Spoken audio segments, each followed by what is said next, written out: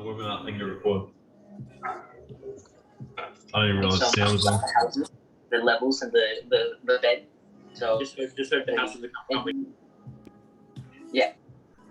That's so thank you to those people. And then we have another question.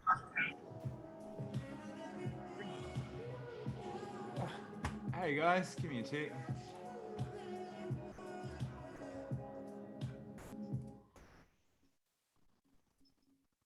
Whoa. Hello everyone.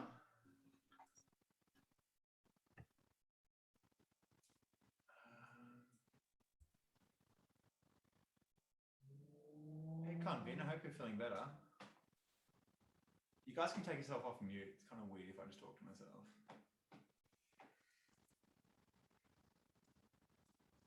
So we're going to go through, guys, today. I actually kind of want to hear from you about what you guys would find useful or interesting. But I think a few people had some issues with coming up with ideas to difficult topics. So we'll go through that as well.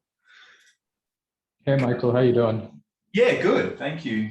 Can you guys hear me? Is it loud enough? Yeah, it's pretty good. I just had one question. I'm pretty sure you're going to cover this anyway, but like, I think getting ideas is pretty good when you're already familiar with the topic, but what do you do when it's sort of out of your comfort range? Yeah, it's going to be. I think on my GAMSAT, I got like food or something, like something super random. You can almost like guarantee that it's going to be out of your comfort zone. But yeah, well, I've drafted up 4 ways of dealing with topics that should, if you find yourself in a position where you're feeling stuck or like you don't know what to say or can't come up with anything meaningful, then I've come up with a few ideas of ways to approach dealing with prompts like that will at least give you something to start out on. So we can just go through that. Does anyone else want to pipe up and just let me know where you're at? Because I don't want to go and like talk for a whole bunch and not have it be targeted to exactly what you guys are wanting to. Hey, Michael, hope you're well. So I just had a question around task B. So a lot of people tend to like go towards writing like a usual argumentative essay for task B. And I've been told that the A-sub rubric for task B is the same as task A. So is there any like particular reason that you think a personal kind of reflective essay is better for task B, or, you know, would you go towards argumentative or something around that? Yeah, definitely. Just before I answer that, I'm not amazing with Zoom, guys. And last time I recorded a webinar, it was in like I'm in the small little box view. And so it made it a bit difficult for people who wanted to rewatch it. Does anyone know how to like make it that I've got it on speaker view, but I'm seeing Wadi, I'm not seeing myself in large. And I think it's just going to copy what's ever on my screen. Does anyone know how to make me large? Oh, there we go. Got it. All right, cool. So to answer that question, yeah, so there's no prescription whatsoever that you need to write any particular style for task A or B. That started with Des O'Neill. So he made some great GAMSAT books back in the day. And back then there was kind of the indication what to do for the task was slightly different. And so people have kind of just kept that idea that you needed to do that, but you definitely don't. The reason that I recommend to go about doing it differently is because not that there's a requirement to perform the task in a particular way, but the way that I approach it can be higher scoring or rather can insulate you from some common errors. And the reason that is because task A deals with interpersonal issues and task B deals with so inside personal issues. So when you deal with an intrapersonal issue, so let's say friendship or humanity or loyalty or kindness or family, these kind of more metaphysical concepts from an argumentative place, it can lead itself firstly to having this kind of binary sense of the world. It's just less fitting to the task to argue a point. Not that you shouldn't. If you are someone that finds narrating really difficult, reflective essays really difficult, then it can be, I'll just advise to be pragmatic and do whatever you think is going to be high scoring. But if you're someone that you think can do each style equally, I have found at least that dealing with task B in a reflective way, because also the reflective style that I prescribe gives an opportunity to discuss things in the process of reflecting on a narrative. It gives you an opportunity to display a suite of psychometric properties, such as maturity and compassion and empathy and sensitivity and humanity. And these things come out very easily through reflective writing, because let's say, for example, I pick a narrative about the time my ex-wife cheated on me, or the bully hurt me, or whatever, right? I have an opportunity to reflect on kind of the calculus that led to their decisions in a way that's dispassionate and objective, and in a way that illustrates that I'm willing to get into their shoes and consider where their actions might have come from, versus assuming they just did it to hurt me or they're bad people. And that can reflect well on me. Were I to write an argumentative essay, there wouldn't be as much of a opportunity for that kind of stuff. So that's why I do my task B in that way, but you certainly don't need to. There are many people that have scored very well doing two task A's. It's saying my internet connection is unstable. So if it's not working, then you guys just let me know in the chat or something, maybe a hotspot or something. I hope that answers your question. Why do I think it was? I think. Yeah. Sorry, just to add on to that, I was wondering, like, one common pitfall that I've heard people talk about is that if you write like a personal reflective essay, you can get too easily caught up in having like shallow sort of reflections, and you can stop being analytical. So is there any sort of advice you'd have to stay analytical and to have sort of like deep, meaningful ideas portrayed in a reflective essay? Sorry, can you repeat? So you said you can stray into, what was it, versus being analytical? Stray into like ideas or things that kind of lack depth, as you might find in an argumentative essay, like in a task A essay where you kind of, I don't know, have deeper ideas and you build on them. If you write a reflective one, you might fall into the trap of having kind of shallow sort of reflections and losing analytical focus. Like that's just what I've heard from a lot of people. So I was wondering if you had any advice on not doing that. I think what you said presupposes that argumentative writing is intrinsically deeper than reflective writing, which I think is an error. It depends on the person who's reflecting and on the person who is expositing. So, you know, for example, I remember I did a essay on space. And the point that I addressed was the space, you know, there's a space externally that we're trying to get to, but the reason that we feel that we need to leave Earth is because of what we've done to Earth, which is coming as a result of the lack of willingness to explore the space within.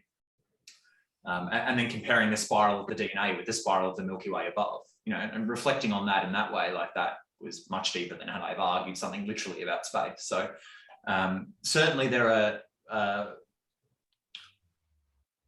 certainly people can fall into excessive narration or narrating when there's not a point for it. Or look, I see essays that are not deep. You know, like I think depth in the way that you think or the insights that you have is a function of the person more than the writing style. Because if I ask someone who had relatively poor ideas to write me an argumentative and a reflective, probably neither are going to have particularly insightful things until they learn to explore concepts intra and interpersonally on deeper levels through some of the techniques that I'll talk about in a bit. I think there are certainly ways of going wrong in either style, and it's up to you to practice and get feedback and adjust such that you attenuate the presence of errors in either style based on your individual proclivity to or propensity to have those errors in your writing. I don't think one is worse scoring than the other, although I will say I do notice that people broadly tend to fall into either strength, very strong in task B writing, and it generally seems to be that there's one skill set and the other one needs to be something that you need to lift, versus people tend not to be good at both straight away. However, working on the one that you're not good at generally helps both, and so I recommend to do both until the maybe like a month out or 6 weeks out, and if you're still finding that you're really much stronger in one area, then I would switch to practicing both in the same style. But obviously that's a broad recommendation, not like specific to any one person particularly. That was kind of long-winded. I don't know if that answered that, but Yeah, it definitely did. Thank you. all right, cool. I might go into what I prepared about the coming up with ideas, and then maybe take some questions later, unless there's anything pressing that anyone wants to chuck in there now, or anything that you would like discussed aside from ideas, if the group has a consensus that's not that. Actually, I wonder if I go into gallery, can you guys give me a like a emoji or something, like a hands up, if you guys are wanting to discuss ideas or coming up with ideas in tricky situations, like if that's what you particularly wanted. All right, scrolling through. All right, looks like, yeah, okay, got a fair majority, I think like 50% of people. All right, that's cool, we'll do that. Cool. So there are 4 things that what do I want to say? I mentioned, yeah, okay. Consider premise. Okay. All right, we'll start at the top.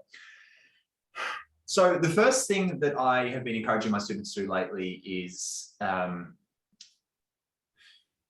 tendency, which I have written about, so I won't go into too much detail, but there's a tendency with interpreting the quotes to reduce them to something that they're not, and in doing so cost yourself relevance.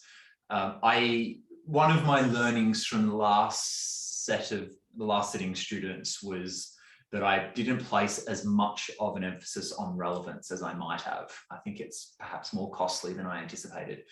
So it's like there were people that I think wrote very well, and I've concluded that perhaps the only reason they might not have scored as well as they could have would be how relevant they were to the topic. So one of the biggest sources of errors with relevance is, firstly, this idea, it's not that there's not a theme, but reducing all of the prompts to a one-word theme like war, poverty, technology is so incredibly vague and does you a disservice. So I don't actually have any of the prompts here because I'm on a different computer, but I wonder if I can remember a set off the top of my head. No, I can't. Hey, does anyone have a set that they want to share screen? Just a set of ASA prompts so I can make a point. I'm just going to allow everyone to share. If someone just wants to just jump on and screen share a set. I'll keep talking until someone does. But basically, you want to come to consider each of the prompts as an individual worldview that is complex and that has arisen out of a large set of experiences. Thank you, whoever did that. What have we got? We feel we are quite different from our parents and our brothers and sisters. We're usually much more like them than we think. Oh, yeah, okay, cool. That's cool. So here we see five prompts which are not family. I think this is the nature nurture, happy families all alike. Okay, so a lot of people, and one of the biggest errors I would see if I was marking, let's say 20 essays on this topic, is I'm going to get a variety of essays that are in the general domain of family or nature nurture. And that's not what these prompts are about necessarily. They're in the domain of that. I encourage you to think or imagine you're at a dinner party with academics. Let's say it's like PhDs, yeah? And you're standing around a circle and there's 5 people in the circle. And then one person says the first thing, and then the second person says the second thing, and so on and so forth. Doing this encourages you not to reduce everything that was said to one word. Because let's take, for example, comment 4. If you had written an essay in response to family, you would have reduced, let's just start with comment 4. You would have reduced comment 4 to the word family. That quote doesn't say family. That's talking about the likeness of certain families, or that families are made in a certain image, which, and that families will tend to show characteristic similarities. But it's not about family. It's just in the domain of family. by reducing it to one word, you have limited the relevance of your essay to being, or to just addressing the quote generally. That's the first error you make, is reducing a quote to one word. The second error you make is then conflating all of the 5 opinions to be the same thing, which they're not. They're all different facets of the same diamond, perhaps, but they're 5 individual worldviews. So the second error that you make is reducing the theme, or sorry, the response and all of the comments to be the one thing. Then under pressure, you're only going to partially be able to come up with a response that is directly relevant. So what you end up writing isn't even directly relevant to the theme that you chose, family, which isn't even directly relevant to the 5 comments or any one of them in particular. For that reason, I generally encourage you to write to one of the comments. In the same way that if you're in a group setting and someone spoke to you, you would perhaps just respond to whatever you felt drawn to, or whatever just came up for you as a result of whatever one of these people said. You wouldn't necessarily go, they're all talking about this, and then just say something in that domain. So I think this way of conceiving it encourages you firstly to be more relevant. Like, there are responses that I would see people write that if this was in a group setting and you had have said that in response to those 5 things, it would be weird. Like, is that a question? No? Okay. It would be weird. So this way of conceiving the prompts as 5 individual things set in a group setting encourages you to be more relevant. The second thing it does is it encourages you to treat, like, in imagining them as experts in their field and in imagining you to be in a social situation with them and constrained therefore to the whatever might be appropriate in a social setting, you'll tend not to take this view of, hey, whoever's not on mute, can you mute yourself? Thanks. You'll tend not to come out and be like, comment 2 is objectively wrong or objectively misses the point.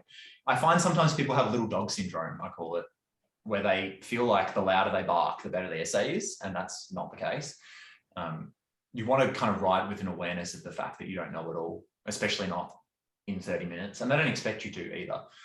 So there's this idea of fallibilism, which is essentially the idea that I think I'm right, but I could be wrong. And I think you're wrong, but you could be right. And that's a context that you want to write from. So again, imagining you're in a social situation encourages you to display that quality of fallibilism and to be a bit more relevant. I think that's all I wanted to say on that. And that doesn't help you necessarily come up with ideas. Oh, that's right. This is a context though for imagining the prompts and a context which will encourage you, or not so much encourage you to write better, but will insulate you against some of the main errors that I see in low scoring writing. Lastly, you want to consider that each of these comments is an invitation to discuss something. ASA are encouraging a discussion. So the first thing you want to do when you get the prompts is consider what is being invited to discuss. So instead of the approach most people will take is, I'm going to read the 5 comments and I'm going to look for the word that crops up in most of them. Usually there'll be the same word crop in 3 or 4 of the prompts. And you go, oh, that's the thing. That's not what you want to do. You want to look at them as 5 individual worldviews arising out of a complex set of experiences. And in the same way that if you were being consciously emotionally intelligent or emotionally aware, when someone says something, you don't just always, well, you might in day-to-day life, but if you're really connected with someone and paying attention to what they're saying, you don't just think of what they're saying in terms of agree, disagree, this kind of binary view of everything that's said in the world. You kind of have as a part of that a contextual curiosity for why they said that or where what they're saying is coming from. So when you approach these prompts, see them as 5 worldviews, consider them as invitations to discuss something about your internal world or the external world for yourself or for another, and wonder what it is that they are inviting you to discuss. I might get whoever's share screening, if you just want to unshare screen that for the moment, I might come back to it in a tick. Thank you for that. An invitation to discuss, right? And then I think that's all I want to say on that point about the world. Yeah, cool. So the other thing as well is I'm just kind of working through some of the main errors I see in lower scoring pieces. So I'm just going to have a look at this chat. Could you also please talk about this? Do you think we should be prioritizing originality or relevance? Whoever asked that, so I can't see because the computer screen's too far away, but originality or relevance, definitely go for relevance, 100%. Not to say don't be original, you should be, but relevance is more important. ACE, one of the few things ACE specifically says in the information booklet is anything pre-prepared or that is not relevant will score poorly. So I would take that to heart and focus very much on being relevant. What was I saying? Yeah, right. So lower scoring pieces will tend to consider the prompts both literally and address them in a binary fashion, which is to say, someone's saying something and do I either agree or disagree, and here's my point and here's the counterpoint. That's probably the lowest scoring way to do it. Because you want to remember that this isn't a test of your ability to write. And they're not testing your ability to construct essays. What they're wanting to do is put you under pressure in an awkward situation and kind of basically just throw you in the water and see how you scramble. Because this will show something about who you are and how you think. It's a psychometric test, as I've said many times before. So what they're looking for is, at what level do you consider the world around you? How do you go about understanding ideas, integrating them with your own, and especially when they conflict with your own? Just to simply say, I agree or I disagree with that, and here's a reason, a counter reason, displays probably, it's the easiest thing to do. It doesn't really require anything of you. So in the same way that I said before that it's emotionally intelligent to consider when somebody speaks, not only what they say, but where what they're saying is coming from, it is useful to consider not only the literal interpretation of what the prompt says, but in considering where that perspective comes from, to also consider where else or how else that prompt might be applicable. Can someone just write in the chat a prompt? Maybe not that set, because I suppose we should be able to do awkward sets. Whatever, just give me an awkward one. I don't care. And I'll come back to that. By the way, as I'm going, because it's a bit weird me just talking to myself, I can't really get a feel for whether you guys are on track or following or not. Please feel free to interact in the chat or just take yourself off mute and cut me off and ask questions, because then I can kind of know where you're feeling. I don't want to lose you and just talk if it's not helping you guys. At the various levels. Yeah, cool. So you want to consider the levels at which a prompt can apply. When I say levels, I mean, I'm trying to think of a prompt off the top of my head. All right, let's go from the poverty set. The qualities of the burglar, it says something like the qualities of the burglar are the same qualities of the financier. So of course, in a literal way, that prompt is saying that criminals and rich financiers share similar qualities. And so a literal way of dealing with that prompt would simply be to say that perhaps there are certain qualities within human nature that are shared by all. However, people are probably going to talk about social stratification or class stratification and basically, complain about the 1% versus the 99% and say that there's structural inequities in society that are insulating the richest or the power, preserving the power of the richest and disadvantaging the poorest. Level 2, where can I access the recording of this after the session? I'll email it out, the recording of this after the session. So that's a literal interpretation of that quote. What you want to consider is, where might this quote apply? So the levels that I'm talking about, from smallest to highest, start at intrapersonal, so internal, interpersonal, between you and other, family or community, society, nation, globe, and then also you can consider it epistemologically, which is to say through an academic lens. So through any humanities you might like, history, psychology, philosophy. So this quote is talking about, broadly, structural inequities and perhaps human nature. But I think more particularly it's dealing with the lack of fairness in the treatment of the poor versus the rich. So you can consider that inequities at the level of individual. So for example, you might talk about how it is characteristic, or it is perhaps there's a quality of human and humanity which is still a representative or characteristic of our essential need to survive, which encourages us to preserve social hierarchies which protect us. Therefore, it's natural that those with the power to do so will protect their position in the social hierarchy, and that there's nothing really that should be surprising about this.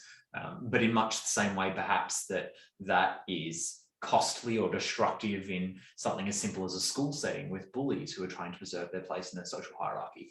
It can be destructive in the large playground of society. So that's thinking of it at an intrapersonal level. And then we can think at an interpersonal level. How can, I don't personally see something off the top of my head here, but structural inequities interpersonally. I suppose this would lend itself more to like a reflective type essay, but you can consider it like how do structural inequities play out interpersonally. Perhaps you might think of like a job setting, like in your like vocationally. Sorry about the autofocus hunting, by the way. Doesn't seem to so you can consider how workplace inequities play out and the extent to which they're efficacious, destructive, archaic. And then you can consider at the level of family, so the structural inequities familially. So I don't know. I'd probably advise not to go into patriarchy because if you're that way inclined, like I just think the markers are probably going to be arts majors and they know more about feminism than most will. So I tend to stay away from those kind of artsy topics. But anyway, patriarchy is what comes to mind. And then of course, the traditional structural inequities socially. So that's like a discussion of classic liberalism, modern liberalism, neoliberalism. And then, history, philosophy. My point here is that by saying to yourself, all right, intrapersonally, interpersonally, family, community, social, globe, nation, and then considering what this prompt is inviting you to discuss might apply at each of those levels, that should give you a number of different ways that you might go about approaching answering the topic. So that's probably the first thing that I do is I'm very much not looking for a literal interpretation of the quote. The other thing as well is, if you want to score very highly, like, and I suppose this goes back to the originality point, but yes, I'm always looking to zig when others zag. There's, on any given topic, 80% of the essays are pretty much going to say the same thing and make the same arguments. And I don't want to be in that group because I was aiming for being very high scoring. So I would always try and do something a bit different. I would never sacrifice relevance. That's always the principal concern. But most people are going to take a literal interpretation and they're probably under pressure going to go for what is most available to them, which 90% of the time, by the way, is going to be COVID. I seriously recommend not talking about COVID because everyone does under pressure and you just want to, by the time the exam comes around, you want to have practiced with enough different ideas that you don't need to be grasping for something like on the fly. Like very little of my actual essay in the exam was made up on the spot. In fact, almost none of it. Like it was literally just me arranging things that I had already written previously in novel ways that directly responded.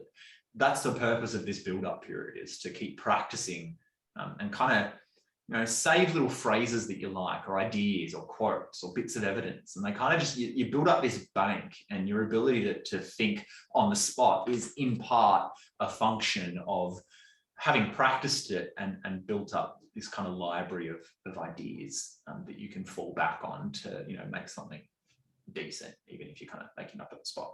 So that's the first idea. Sharing is good, and with digital technology, sharing is easy. Oh, thanks, Dal. So sharing is good, and with digital technology, sharing is easy. Okay, so 90% of people are going to talk about like a very literal interpretation of that. They're going to go talk about like, I can just imagine the essays, man. The first couple of lines, they're going to be like, modern technology, everything is at your fingertips. Everything you ever wanted is just a click away. Like, and basically what I call just devolving into a whole bunch of statement of the obvious. So what I said before, we'll try it here. What I said is that there's the literal interpretation, the direct what it actually says, and then there's considering the context. So let's first do that. If we're in a social setting and someone who is like a PhD said this to us, what might be either ontological, which is to say ontology deals with the realm of existence, being, or epistemological, so that's the realm of knowledge. What are the ontological or epistemological contexts that might have given rise to them saying this? Where sharing is good and with digital technology sharing is easy. So I imagine that someone who might come up with that might be someone who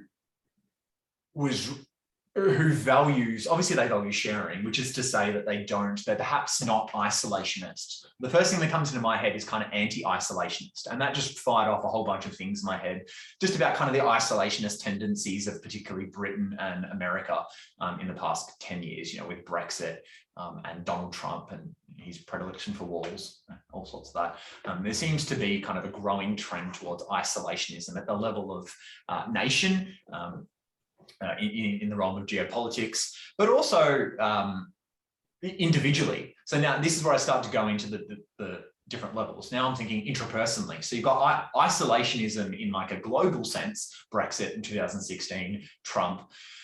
And then you've got isolationism intrapersonally. So, you know, I just think of like Xbox and like World of Warcraft, or even COVID. Like COVID, I mean, it was kind of forced isolationism, but increasingly we withdraw to the online realm, and increasingly our lives are negotiated online. It's almost like there's this kind of digital village which we're a part of. And the market squares of old have become the purview of Facebook and companies that we are trusting to organize the foundations and rules of, but who interestingly are divested of legal or moral culpability for the outcomes of that. Which is a fancy way of saying basically Facebook or big tech companies who increasingly have a role to play in this marketplace or market square that we participate in and negotiate our lives through, are not held accountable necessarily for the way that they are shaping the world, and also the nature of those interactions. Something as simple as a like button or a dislike button can have huge repercussions now to the way that people will interact, experience themselves, experience others. Anyway, I'm kind of getting a bit off track there. So first, to say sharing is good, with digital technology, sharing is easy. So first I thought of isolationism, because obviously the person who might say this is interested in sharing versus isolationism. And then there's kind of this contrast appearing now between the isolationist instinct versus kind of this meme in culture of people oversharing on social media. So I've got the level of globe, I've got the level of individual. What else would I have to say? Sharing is easy. Then probably my mind goes to sharing in the sense of how much of ourselves are we sharing with others? And is this a departure from how things may have been before? You know, so I suppose it appears to me that in my parents' generation, there was a greater degree of privacy. It's weird because in a way it kind of feels like we share more than ever, because every detail of our lives, from all our meals and what we've eaten, is just on display for everyone to see. But then in another way, we're kind of cultivating or rather curating this avatar of ourselves that we display to the world, which is not necessarily, and indeed hardly ever, a true authentic representation of who we are. So in that respect, we may be sharing more, but we have a greater capacity or for there to be a separation between what we share and what is actually there. The extremity of which is something like, you know, catfishing. Whereas previously, it feels like in our parents' generation, there was a greater degree of privacy or privacy in personal affairs. And so now I've got from considering it at a bunch of different levels, I've got some ideas. The next thing I do is, and this is kind of happening in my mind as I go. So now I've got a bank of ideas. I think it was Wadia, sorry if I'm saying your name wrong, but who said earlier about one style versus another being deeper. Depth is not like in a poetic sense, like you want to try and be deep. That's not what you want to do. Trying to be poetic if you're not naturally inclined that way is just probably not going to work. Deep is to just go, I think of like stepping stones. So there's an idea that I've got here. So I'm talking about isolationism, global, intro, all that stuff I just said. I imagine there being stepping stones in every direction off that idea. And what I want to do, particularly in my essays, I go to my marker and I'm super generous with them. I'm like, right, I'm going to take you over there. I see something that you might not see. See, understanding is under where you stand. If you want to understand what I'm saying, that requires a step forward. I need you to move with me, right? And so at the end of every paragraph, I'll always check in and say, by the way, this is what you were supposed to get from that paragraph. Just letting you know, I'm orienting you in the point that I'm making. We're here, this is where we're going next. It's very clear every step. So I'm trying to take them to where I am. So I'm taking them via leading them through stepping stones. Similarly, in the same way that my argument unfolds sequentially, as I'm going to step you here, then I'm going to step you there, and we're going to get there. These ideas that I've kind of come up with have stepping stones off them. And so I don't just take the idea and run with it. I then go, okay, what are the implications of all this at all the levels? Intrapersonally, interpersonally, socially, family, community, globe, whatever, right? So the ideas I've had so far is isolationism, the degree to which we share and what we share is both authentic and able to be authentic or inauthentic based on the particular either digital or physical marketplaces that we interact in. And I said something else, I can't remember, but that's plenty. So let's go there. So now I've got ideas. Most people will be satisfied with that. Like, great, I've got some good ideas. I'm going to make a plan, run with it. No, now I'm thinking, okay, but what is the implication of that? What does this mean for society? What does this mean for self internally, interpersonally, and all the levels? Let's take isolationism. So what does that mean intrapersonally? Does it mean perhaps that this isolationism is a erosion of kind of the human spirit or cooperativeness? It seemed like globalization was characterized by this spirit of cooperation. And is this perhaps a departure from that? For example, Brexit cooperating with the EU. Is isolationism detrimental to our ability to navigate the human experience as perhaps it was intended? And then that makes me wonder if it was intended to be anyway, or if everything is exactly as it's intended, because that's the way it goes. But anyway, so that's intrapersonally. Okay, interpersonally, how does isolationism, what's the consequence of that interpersonally? I suppose my mind goes to whatever benefits there are of the relationships that we hold. And if we're endangering that or our ability to yield the benefit of that. You see, I can continue to go up the ladder here. All right, so what does this implicate at globe? What is this?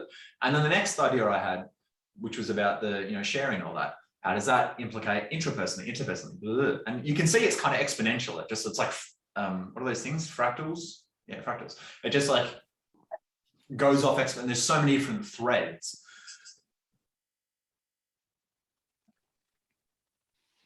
Yeah, I'm going to keep chewing your ears if I keep going down that line. But just to summarize what I mean, so far, what we've discussed is you want to consider that instead of them being 5 prompts, which only mean one word, which they don't, and then responding to that one word in the domain of, that's going to cost you in relevance. Instead, you want to respond to one comment, whichever ideally you have the most insight into from your personal experience or just academically, or ideally something that you feel passionate about.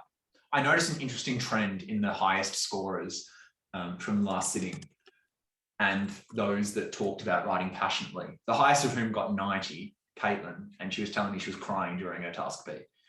So there seems to be some kind of relationship between writing passionately and so ideally you want it, something that you genuinely feel strongly about. Yeah, so you've got your 5 academics, you respond in the same way that you would in a social setting with whatever you have to say. to whatever you feel the most inspired to talk about, or whoever said the thing that kind of tugged you the most. Then you want to consider the world, what they've said, not just in the sense of, okay, do I agree or disagree with you, but what else do I have to contribute? To what extent do I agree with what you said? Where do I think you could refine what you've said? And then go, someone's typing, not on mute. Thank you. And then, I forgot where it was. Oh yeah, and then, so not literal. And then you want to take it, okay, how does this, what has been said, where did it come from? Oh, come on, camera, focus. There we go. Where did what they said come from? What might that tell me about the world intrapersonally, interpersonally, at the level of family, at the level of community, society, nation, globe? And then when you come up with a bunch of ideas, what's the outcome of that? What does that mean for society? What significance does that have to me personally, to others personally, internally, interpersonally, and then it just goes off from there. So that's probably the essential thing, the primary way that I go about interacting with prompts. And probably the biggest thing that I could stress to you is on the point of relevance. The idea is not to pick one word that is the theme and just write in the domain of it. You don't have to, but I've found that writing just tends to be much clearer when you're directly responding to one quote, ideally whichever one tugged you the most. You just tend to be more focused in your writing. Before I go on to the next point, does anyone want to jump in with questions and stuff? Because I don't want to overwhelm you with too much info. I'm just reading these comments. Sharing is curated, image with feels isolating because of the gulf between who we are and portrayed to be. I can be larger. I don't know what that means. Reluca, sorry. What is a safe limit on expressing our views without shooting our heels? Sorry, that computer screen's too far away. What is a safe limit on expressing our views without shooting our heel for, e.g., ethical responsibility and accountability of Facebook while talking about a prompt? Suresh, can you explain what you mean? I didn't understand that. And Relluka, you can jump in as well. I didn't understand that either. The prompt is about sharing and how technology is aiding that. So you brought Facebook in the conversation, and I could see that your ideas are chaining up, linking up and going laterally in different dimensions. So when we go through those ideas, what is a limit where we can safely convey our ideas without actually going off the topic?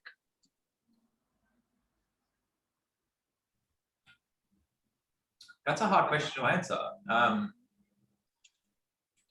didn't really feel that any of my ideas were off topic. I'd say the limit is when they stop being relevant. See, I didn't approach that from the perspective of trying to think of things that I could write to get a good score in the GAMSAT. I was genuinely considering the issue and contemplating it. In much the same way as if I was in a park bench and an old man said, sharing is easy in the digital age, I would kind of go, it's interesting. Wonder why he might say that. Where did that come from? What have I got to say in response? And I just contemplated the issue. And what came out for me was that, if what I was thinking of or considering wasn't relevant, I would throw it out and not say it to the guy on the park bench because it wouldn't be relevant to the conversation. That would be weird if I started talking about something that wasn't relevant. So I'm not sure if that answered that. I'm not really sure how to answer that question. But I suppose in a very literal sense, the outer limit is as soon as what you're saying stops being directly relevant to the purpose of the task, which is constructing a thoughtful response, a meaningful and well thought out reply to one or more of the prompts, which is the task set by ASA. Did that answer the question, man? Sorry if that was like... Yes, Michael. If there's something else, you can let me know if I didn't cover it or if I misunderstood something. I don't want to leave you hanging. Hey guys, I am too far away from my computer screen to be bothered leaning forward and reading the tiny print. If you want to say something, just jump off mute and say it to me. I have a question about those technology prompts. Yeah. So this specific one that we're talking about, the sharing is good. Mm. And like my first thought with that would be to explore like why sharing is good. Would that still be relevant to the prompts when the other ones, like as a whole, are talking about technology, and then like later on exploring technology?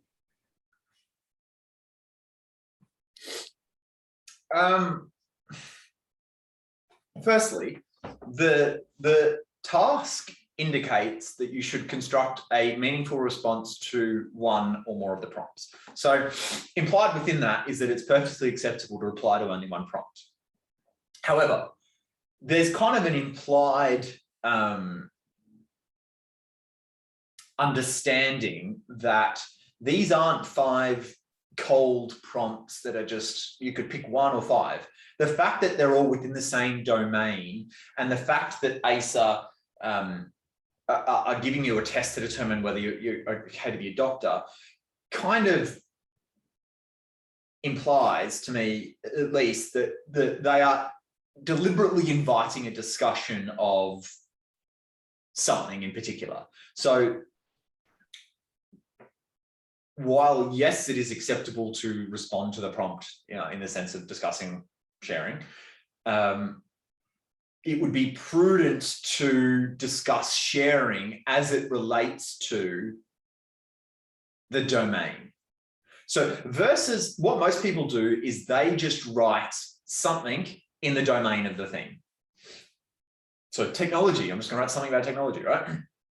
What you want to do is reply specifically to a comment as it relates to the domain. So still keep in mind that yes, there is an overall theme, but you want to construct a specific, you want to respond to a comment or a prompt specifically, what it actually specifically says directly, but keeping in mind, like if you were to just write only about sharing, there would be probably, there would be an issue with relevance that would probably arise out of that. On account of the fact that even within that prompt, it was discussing sharing as it applies to the digital world, not just like sharing of, our snacks at lunchtime. So would it be okay to start off with just in the intro talking about sharing it, but then following on in the body paragraphs how it relates to technology and how that allows you to share and what the benefits of that or like detriments are? Or should Yes, however, notice, sorry, go. Or should the focus in the intro still be heavily on technology rather than starting off exploring sharing and what that is?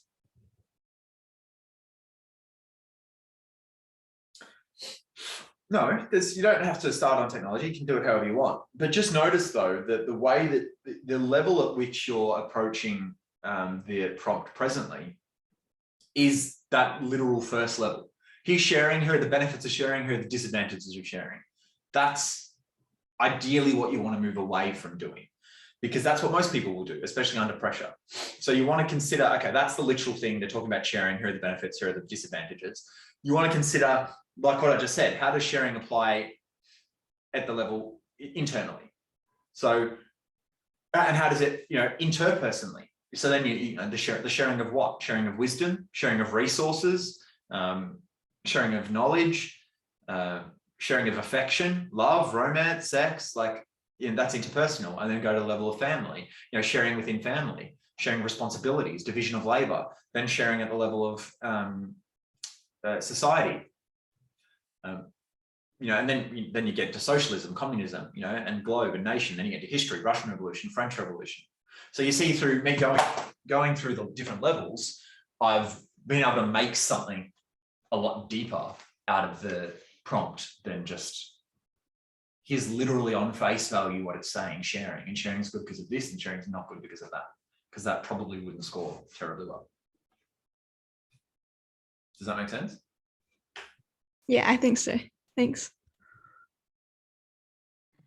Michael, yeah. So just a question around that. So you've mentioned like a lot of things like that you thought of in response to this prompt. So like when you're actually formulating that, let's say into an argumentative essay, like do you have like any tips around it? Like a lot of people typically will tell you to develop like a thesis statement or a contention, and then, you know, go about your essay, like giving points and evidence that supports that, and then concluding. Like, is that how you would go about organizing these ideas? Like, would you develop a thesis statement and, you know, kind of have that kind of like classical essay, or how would you go about organizing these ideas? Or do you have any advice around that? Have you read the Ontology of Task A Structure blog on my website? No, I haven't made my way all the way through it. Okay, that's probably a good, I mean, that it specifically addresses that. And pretty much like the whole Task A book, How to Kick Ass in Task A, addresses that. Like, I mean, I can kind of give a response in short, but, you know, I wrote however many words it was, I don't know, 30,000 words on the topic. So it's probably going to be a little bit of a short version, but the introduction is, so once I've got a collection of ideas or things that I think are insightful from my personal experience, or that, you know, I want to make a case for, or that I think will give me what I'm searching for is something insightful, something that's not laden with potential pitfalls, something that allows me to display the suite of psychometric properties that I discuss in the philosophy of Section 2 success, which I believe are the essential things being examined for. And then I look at all the, it's essentially pragmatism. I look at, here are all the different threads that this essay could take, and which one is going to give me the best opportunity to show the qualities of me as a person and as a thinker that are going to score well, and which ones have the least potential pitfalls. Does anyone know how to let people auto come into the room? Because admitting everyone's busting my balls. If anyone does, let me know. Anyway, so once I've got a track that I want to go down, the essay is centered around a single strong opinion, which, yes, is a thesis or a contention. The introduction is a spear point. So I always say to my students, why would you ever write an essay? If you weren't in the GAMSAT, you didn't have to write an essay to get to med school. Why would you ever write an essay? Does anyone have any ideas why someone would write an essay? When you feel really passionate about something. Yeah, that's kind of it. Come on. So yeah, when you feel passionate about something. So the only reason anyone would ever write an essay is because you've got a single strong opinion about something, right? So if you think of this, like, I don't think of the structure of either of my task A or B as something that is just like I made up and I'll go do this because it's high scoring. To me, it's just logical. There's a contention, and the reason is, why else would there be an essay if there wasn't a contention? Why would you write an essay if you didn't have a single strong opinion? So the contention should therefore be a single strong opinion. But before I can have a strong opinion, I kind of need a context, because if I just walked up to you in the street and said, I don't know, whatever my contention was, it'd be like, that's a bit weird. What do you mean? So the first thing that needs to be done in an essay is to acknowledge the scope and breadth of the theme. Acknowledge the domain that your single strong opinion exists within. So in the example with the sharing is great, the technology one, I would, begin with, something about technology and sharing, or, let's say I was dealing with isolationism. If I went down that track, I'd be like, how much we share of our lives.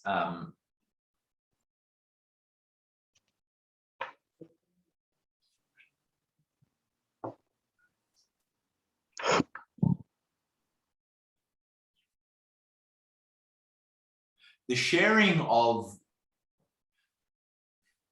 the way in which humans navigate the sharing of their life experiences, resources, knowledge, and understanding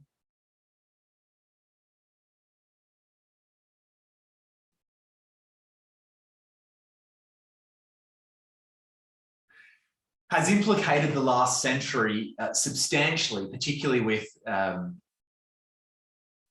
ideas such as socialism and communism. But in contemporary Western societies has never had such a significant part to play at the level of politics or geopolitics,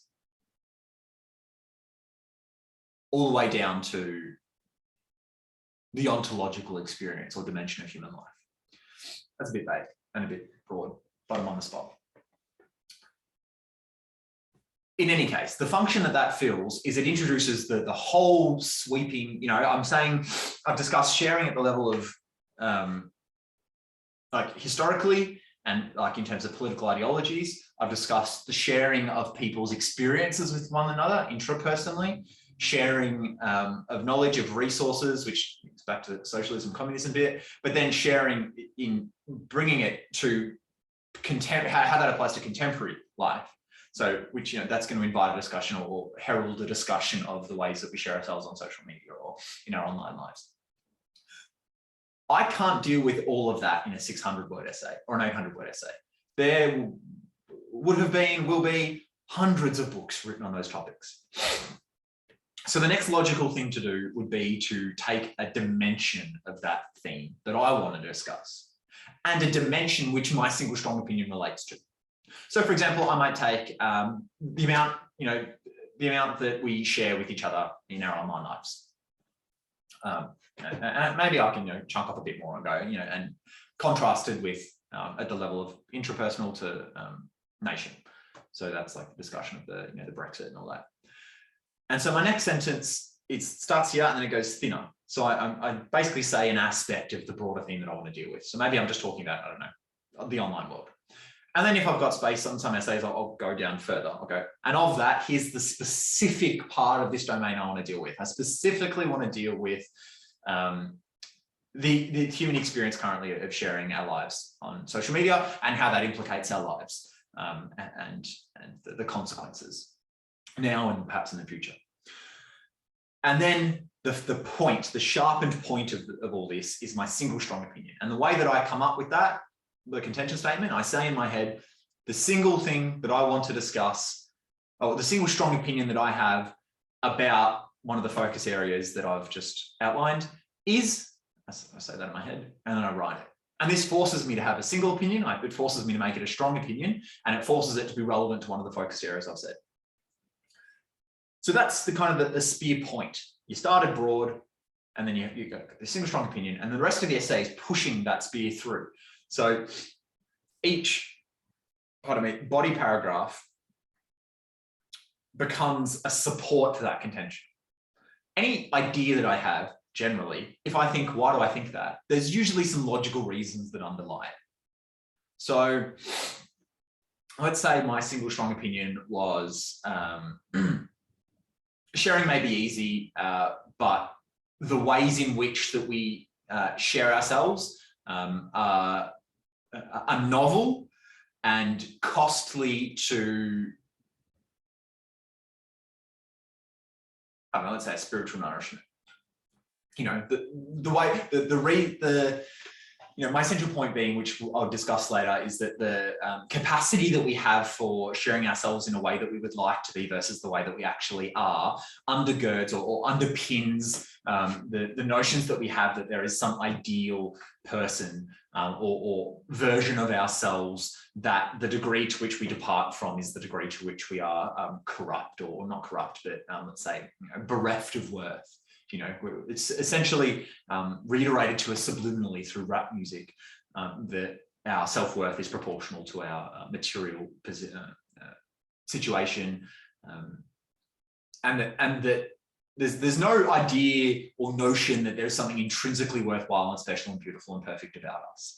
And the fact that we have, or the way that we navigate our social lives now online, enables us to present ourselves in a way that more aligns with these cultural memes about how we should be. For example, making your waist a bit skinnier on a photo editing app and your hips a bit wider, I don't know, or whatever it might be. Like, even if it's not physically, despite the way you display yourself, but the way that you articulate yourself, perhaps it's a bit more contrived or less authentic because you don't think people will want to hear what you've actually got to say, or it's not cool. So the way that we share ourselves digitally allows us or facilitates or underpins these notions, which are perhaps costly to our mental health and our inner world. So that was a super long-winded way of saying my contention, but essentially, in a sharpened point, the way we navigate our online worlds is costly to our internal experience and spiritual progress. And then I think to myself, okay, what are the reasons that I think that? All right, I guess I think that because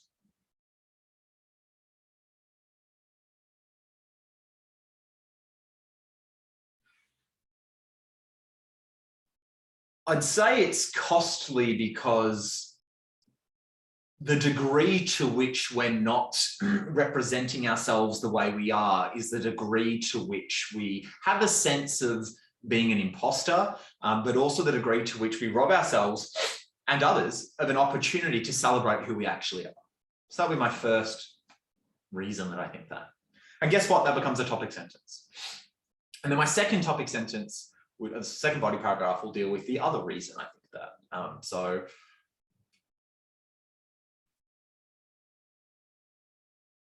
perhaps I might actually change it and think of at a larger level. So the isolationism that we experience individually as we navigate our online worlds also is a microcosm of a larger isolationism at the level of nation, which also robs these countries' ability to collaborate in ways that are mutually beneficial, not only to the spirit and character and richness culturally of these nations, but also of our ability to politically collaborate in ways that might attenuate the destructiveness that is so characteristic of our day and age with wars and such. And so that's my second point. Now, the body paragraphs exist only to prove the topic sentence is correct.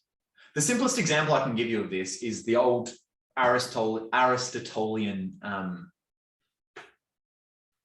argument.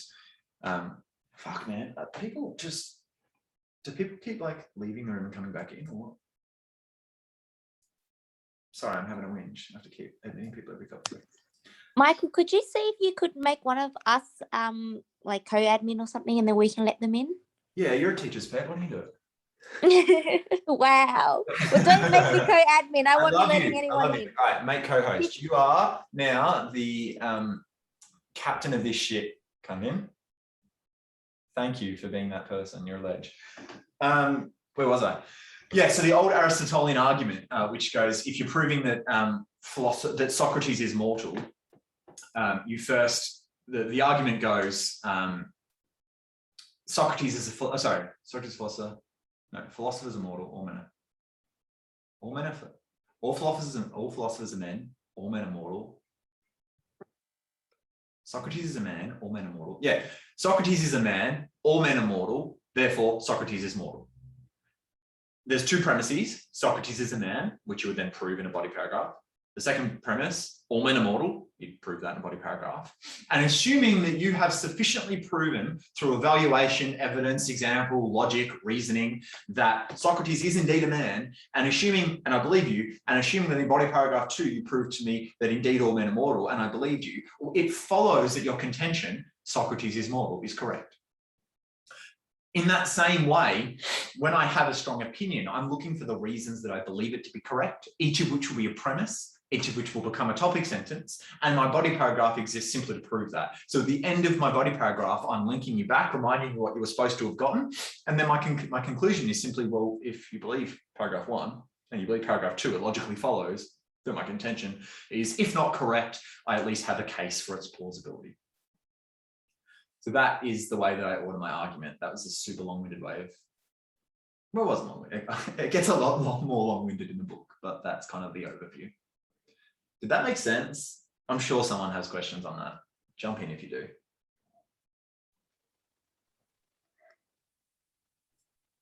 Sorry, I've just got a very general question. Might have been asked before, joined late.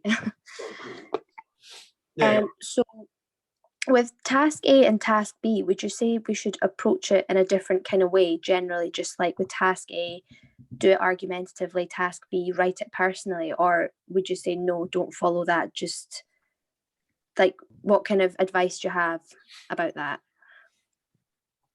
It's kind of similar to the first question that we had, but it's hard for me to make a prescription for you because I don't know you. I don't know how you write. You know, if you like are very strong in one form and not another, well, I mean, be a pragmatist. Do what works. You know, if you can write equally well in both styles, then yeah, I mean, I would just do it the way I did it, because the way I did it was very deliberate, and it was for the purpose of essentially maximizing the mark. I maximize my opportunity to display qualities that I know are high scoring. It can be hard to display, for example, let's say you're making an argumentative essay to a task B prompt. And let's say the prompt is loyalty, right? If you approach it argumentatively, then there's not much of an opportunity to display maturity, compassion, empathy, warmth, humanity, sensitivity, situatedness, all these qualities that are high scoring.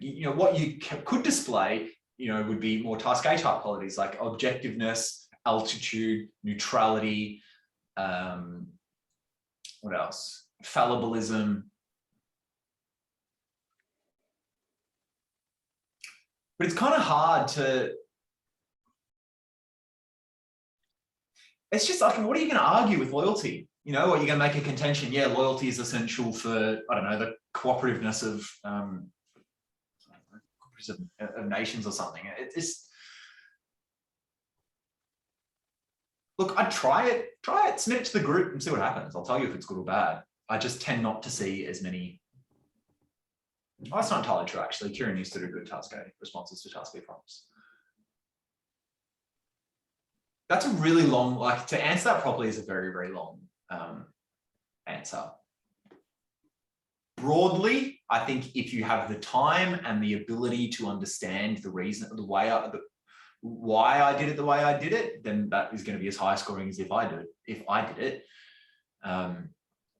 If you have no inclination to do it the way I did it,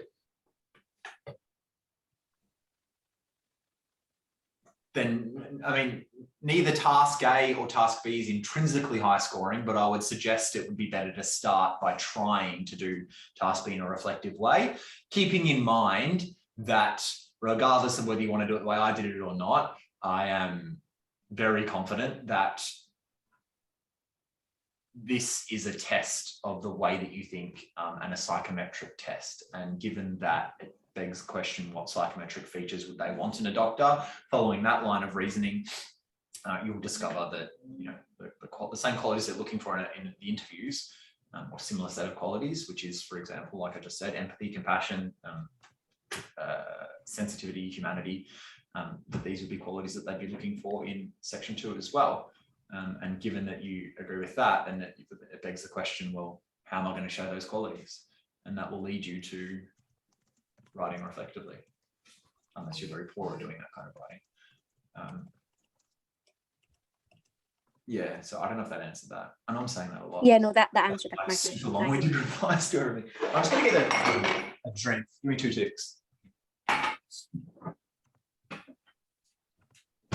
You guys can ask questions. I can still hear you. I just want you all to know that this is non-alcoholic, all right? I'm not getting drunk in the webinar. Does anyone else have another question before I go into the next bit? I have a question about practicing the essays. At the moment, I'm focusing less on time and just trying to improve the quality of my writing. Do you think that's something I should be doing, or focusing of getting quality within time still? I think that you should do them to time, or do them at least, if not to time, then very close to, no more than 35 minutes. I had a bunch of students in the last sitting that were able to write brilliant essays, but I realized that it kind of became a thing of people possibly wanting to look good in the group and spending more time than they could have, and posting really great essays. It's a different story when you have to do it to time. Essentially, you should be practicing for what the actual situation you're going to be in is, which is having to do things to time. Okay, thank you. Otherwise, you might freak out on the day, or just lower it. But I wouldn't be doing 40-minute essays or anything like that, a 45-minute. If you have to do 35 minutes, then do that. But you essentially want to get it down to kind of 27 minutes. So you've got usually 2.5 minutes for planning, then 24-ish to write, and then you've got a couple of minutes at the end to go back and delete stuff. because there'll be sentences that aren't directly relevant to your point. You want to go through and get rid of them to ensure you're being as succinct as possible. By the way, guys, before I forget and move into the how do I go to every? Cool. I'll go into the next bit, but before I do, I've got a week and a half or so before uni starts again. I don't think I'll see how my uni timetable goes. I don't think I have time for any more students full time, but I have made a link where if you guys want to do a lot of the work I do with my students is kind of setting them up in the first session that I do with them. So it's going through like GPA, what uni you want to go to, what your section 1 and 3 performance is, and therefore working backwards to all that, what score you need to get in the GAMSAT, and therefore because section 2 is the likeliest to improve, what section 2 score you kind of need to get in light of your section 1 and 3 in order to, in combination with your GPA, get a score that's going to get you an interview. So figuring that out, going through strategy for section 1, and then basically going through and analysing writing and giving a prescription for what needs to be done when, kind of time frames. So anyway, I am going to do some one-on-one strategy sessions with people, just like a session. So it's like a 90-minute session. And I've set up a link. I'm just going to copy it in the chat for you guys. I think that works. Is that? Yeah, cool. So if you guys want to set up a time to go through something in depth with me that's relevant, specific to you, then you can click that link and make a booking and send me some of your writing, and we'll sit down together for 90 minutes and just go through and note out your strategy, see where your writing's at, and I can help point you in the right direction. And I've also set up a link. Did I? Yeah, it's got a, if you go to checkout, it's also got an upsell thing for to get the How to Pass in Task A and the Philosophy Section 2 Success with it. And if you pop in this coupon code, it'll take $130 off. What did I make it? I think it's Upgrade Love. I think it's Upgrade Love. Tell me if it's not. I'm pretty sure it is. Upgrade Love. Cool. Anyway, I'll go into the next approach. Purpose to pick an approach. Should have done that. Consider the premises upon which, yes. Okay, cool. This may resonate. I basically had 2 reactions to this so far. People either seem to be very like, oh man, this is incredible. This has changed everything for me. And they tend to be people that just are inclined naturally to think in more of a logical, analytical way. Some people it doesn't resonate as well with. I'm going to try not to spend too much time on it because I don't want to lose people. But if you have any troubles, maybe just jump in. I want to make sure that I'm not going to lose you, because this is probably going to take a bit more analytic concentration than me just generally chatting. So what we've discussed so far are ways to contextualize or imagine the prompts as invitations to discuss something about the world inside and the world outside. And so when you come up with ideas based on where that person might be coming from, and then consider what consequences they might have internally and externally, you do all that. Let's just say you get a topic and you're like really, really stuck and you don't know quite what to say. Aside from, and it should help going through all the different levels. So, okay, what might this mean? Where might this person be coming from at this level, that level, that level? Like you've probably got like 16 different variations of considering the prompt via the way I just told you. So that should come up with something. But oftentimes what I'll do, my mind kind of just works like this anyway. I tend to have this natural predisposition when something's said to me to kind of find the weaknesses in it. I don't know why, it just does that. But one approach to the prompts is considering the premises that underlie the prompts and seeing if you agree with them. So I'm going to need, can someone chuck a prompt? What's the best way to do this? Will I write it out? No, I might just, can someone share screen a prompt or just a set of prompts for me to work with? And I'll go through and show you guys what I mean. Because this can be a very good way, like I was saying earlier about how they can reward you for, oh, hey, that's the best. Thank you, whoever shares screen. Can you like zoom right in? Because I'm like ages away from my computer. Just a little bit more. Just bring it right up. It does not take much to reveal. Fuck, man, am I gone blind? It does not take much to reveal the primitive and animal side of human nature. Right, cool. So when I said deep earlier, not like in the sense of, hey, whoever that is, can you zoom in just a little bit more? Yeah, Ledge, thank you. So I was saying earlier about how you want to consider not just what is said, but where what is said comes from. In the same way that ASA aren't testing necessarily what you say, they're testing where what you say comes from. The world that is you, out of which your ideas and communication arises. Well, whoever said that is a world, and out of that world came this communication, but you learn things about the world of that person from what was communicated.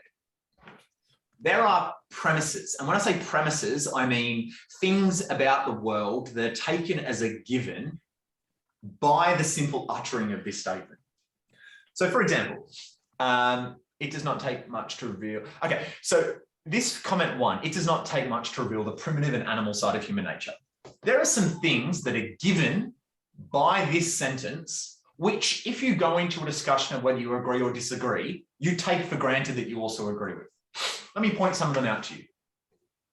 There is a primitive side of human nature. There is an animal side of human nature. You can reveal the primitive and animal side of human nature. Humans have a nature. I'm trying to see if there's anything else. They're all of the, oh, there's another one, but we won't go into it. Can I just get, actually, I'm just going to go into, how do I go into gallery view from here? Gallery. Okay, cool. Can I just get you guys, can you give me an emoji, a thumbs up, if you understood what I just said about those being premises in the sentence?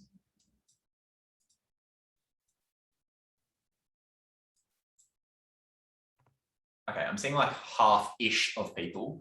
To anyone, and there's no like, it doesn't matter at all if nothing's making sense, but if someone who didn't understand that jump in, because probably what you're thinking, other people will be thinking. I just want to make sure that I can get across to you.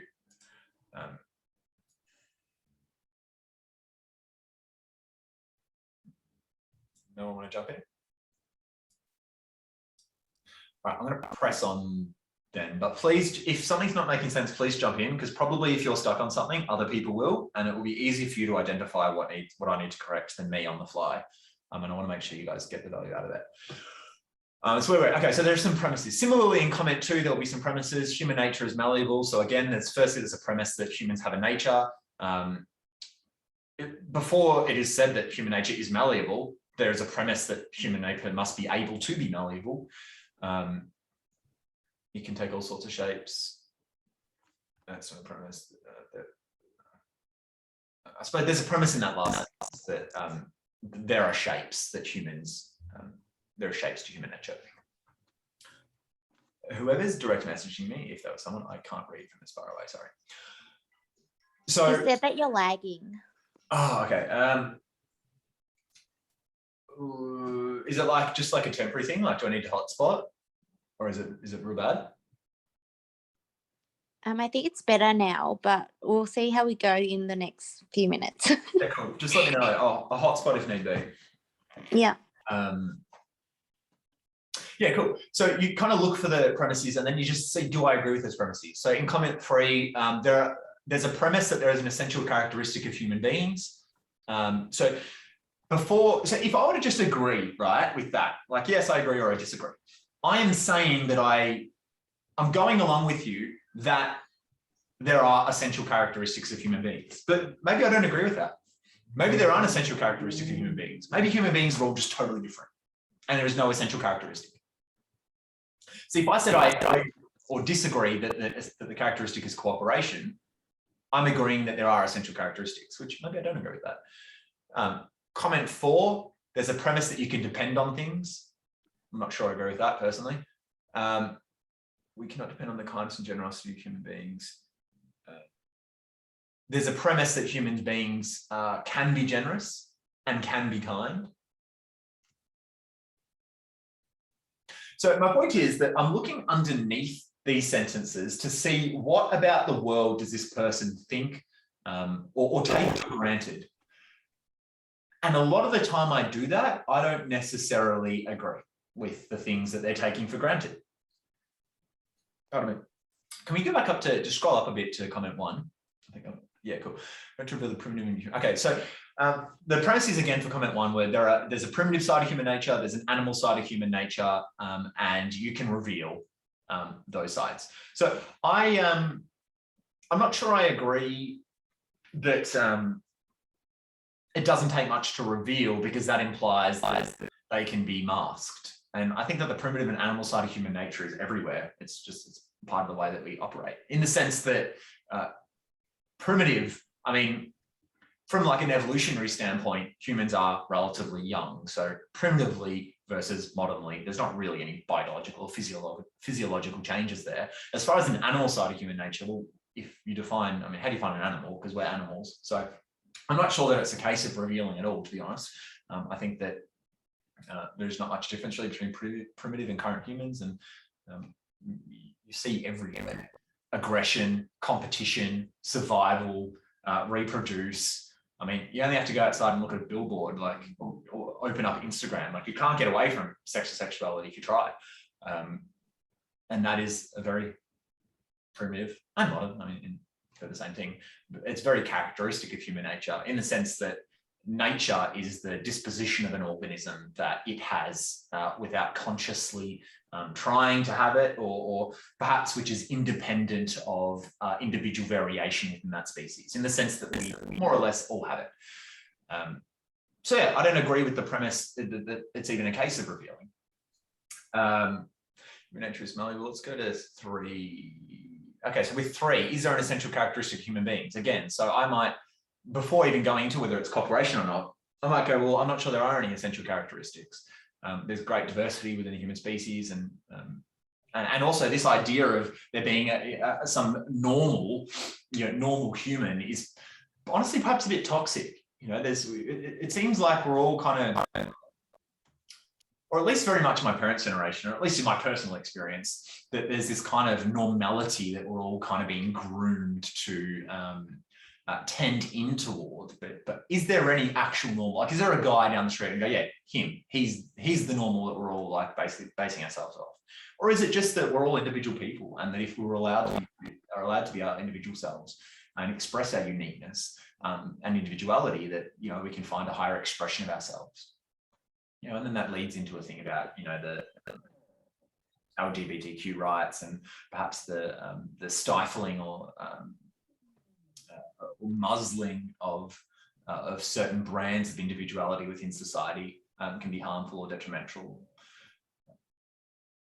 Anyway, so what I'm getting at is another approach, if you can't find anything to talk about, is to look at each of the comments and look at the premises that underlie them and write them out as statements. Like, I didn't do this in the actual thing because I just did it in my head, but when you're actually writing, I could basically get those 5 comments now, and under each comment, I could probably write 3 or 4 premises. And then I've got 20 comments that I could respond to. And then of those 20, I can consider them all at the 5 levels. And now I've got 100 ideas. And then out of those 100, I can do the stepping stone and go, all right, from those ideas, what do they mean? Or what consequences does that have at the level of the 5 levels? And so now I've got 500 ideas. Like, that's how I never really get stuck, because and then I'm scanning them, just looking pragmatically for what's going to lead to the highest mark, what's going to lead to the best kind of essay. And that might sound overwhelming to do, but it's just a matter of practice. I mean, my mind does tend to just naturally find kind of lines of reasoning that are effective, but it's kind of the same. Like, I mean, it doesn't occur strange to me in the sense that if you're an expert on something, I need like a specific example. Like, sometimes how if you're an expert on something, you know a lot about something, and someone asks a question or they say something, but kind of the place they're coming from misses the point a bit, and you need to reframe what they say to make it more the point. Like, let's say, whatever your job is at work, you probably know a lot about whatever you do at work, right? If someone new comes in and they kind of ask a question, but their question's not quite in the right place, reframe it in such a way that they get more out of it. You're like, no, it's not like that. It's actually a bit more like this.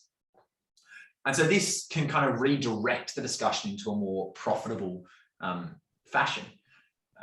An example I did this was in my role of government essay. All the quotes were basically just saying either government is good or government is bad. And I started my essay by saying, well, there's no such thing as good or bad government because governments are run by people, and there's no such thing as good or bad people. There are just people that are either aligned or not aligned to the intentions of representative democracy or morality when it doesn't suit them.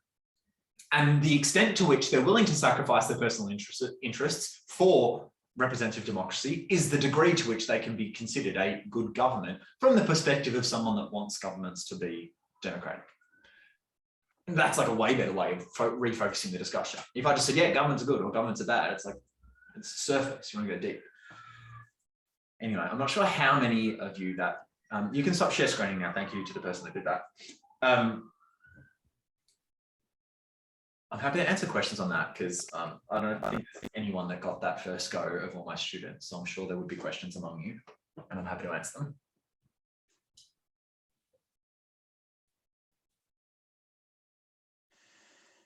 No one? Okay, is there any other questions on anything else you want to answer? John? Aaron, huh? Hi, Michael. Hey, man, what's up? I wanted to ask, I had a prompt this week where it was a task B prompt and yeah. Hey, man. So it was a task B prompt and I just couldn't relate to it. I couldn't form a narrative to write it. And it was similar to the loyalty example that you've given. Sorry? What was the prompt? Or what was the set? It was actually the one that I showed you at the beginning. It was about you being similar to your dad or mom. And that we are a lot similar to them than we actually think. We're more similar. Yeah, it's something like you're more similar to your parents than you'd like to think you are, or something like that, right? Yeah, yeah. Yeah. And I just couldn't formulate a narrative for it, and I was kind of lost because this is how I got used to writing the task Bs. Mm. And I couldn't think of an argument, argument for it. So I was like, if this comes up in the exam, I just got nothing to say. So what can I do in this situation?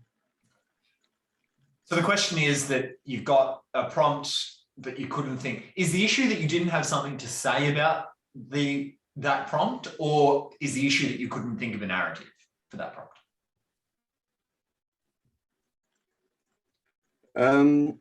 The issue, I mean, in terms of the topic or the theme of us being related to our parents in some way, I think I can write about it if it was in a task B and it was worded differently.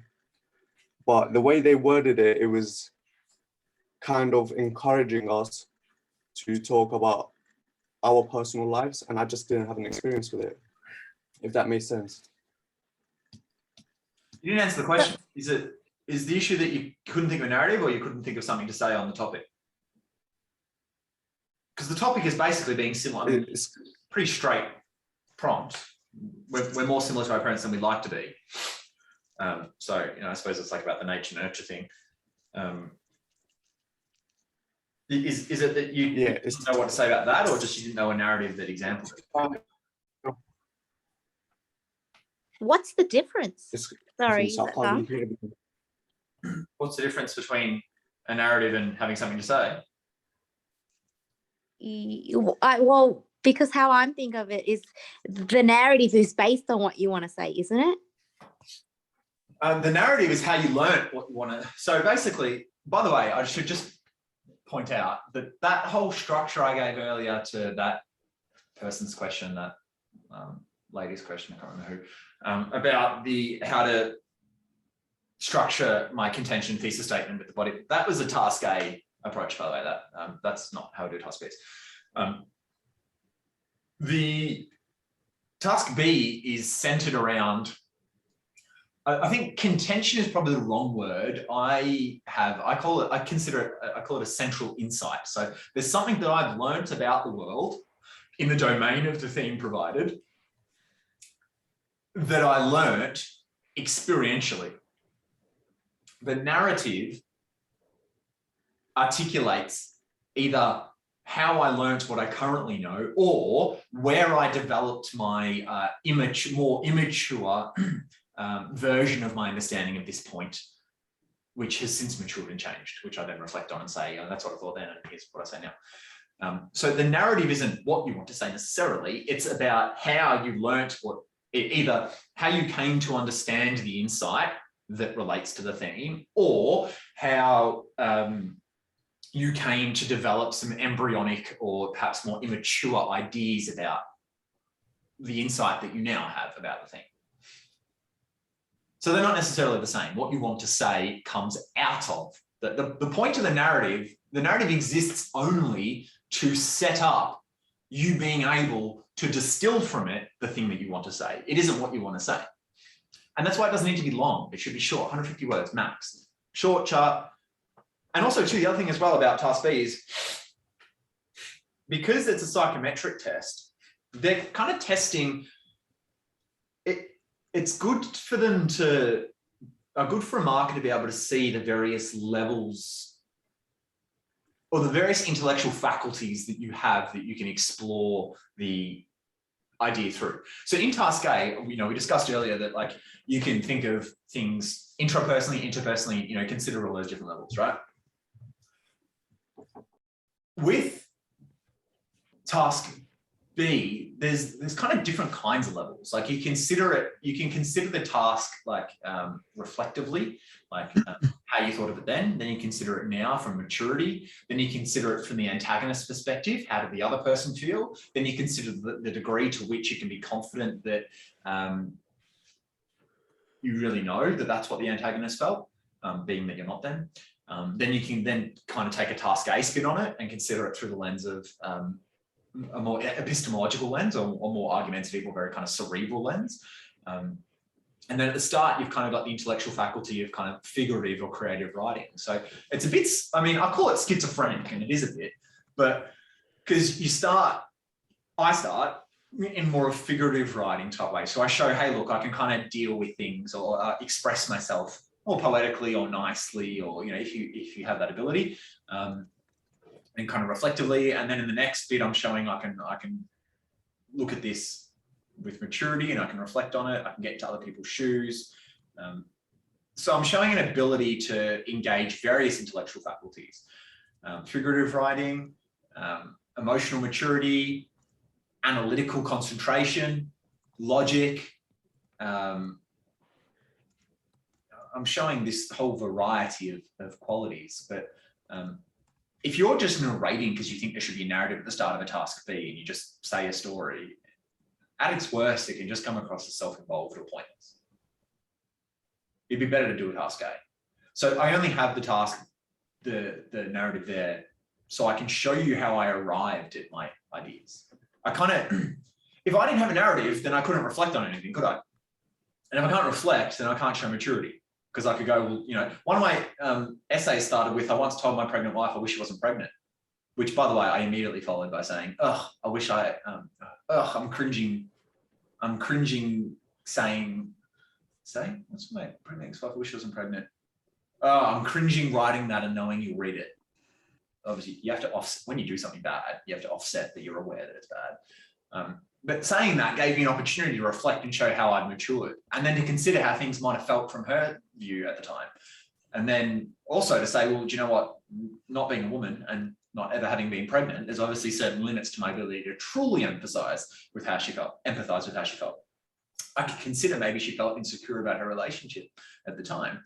But I can't even really know that. But because I can't know that, the degree to which I can't know that is the degree to which I must make extra conscious effort to sympathize with her if I wish to remain connected to her. So you see, by having a narrative, I've given myself an opportunity to reflect, and in doing so, show maturity. I've given myself an opportunity to consider how she felt and put myself in her shoes, showing sensitivity and compassion and empathy and humanity. And I've given myself an opportunity to acknowledge that there are necessary limits to my ability to empathize with someone due to the fact that I'm not them, which shows a bit of critical analysis and a bit of objectivity and neutrality. And then an ability to show that I believe that the degree to which I can't empathize is the degree to which I must sympathize if I wish to remain connected, and that shows humanity. So I've set up an opportunity to go through all of these different psychometric kind of qualities, and that's going to score well. So that's why I do that. I don't just narrate because I want to tell you a story. Does that make sense? Oh, sorry, that was Kanvin. Fadi, you had a question. What was your question? You got stuck? Yeah, I got stuck in terms of not being able to write a narrative to show maturity and all the qualities, and I couldn't write an argument about the topic as well. Well, firstly, before answering this, you don't need to be able to write an amazing response to every single comment you could ever get. I'm not certain I could have got 90 plus if on every single comment that I ever addressed, or every single comment that ever given to me. The trick isn't to get 90 plus on every single comment. The trick is to turn the 5 comments or the 4 prompts that are given to you into a 90 plus or whatever, 80 plus, 70 plus, 60 plus, whatever response.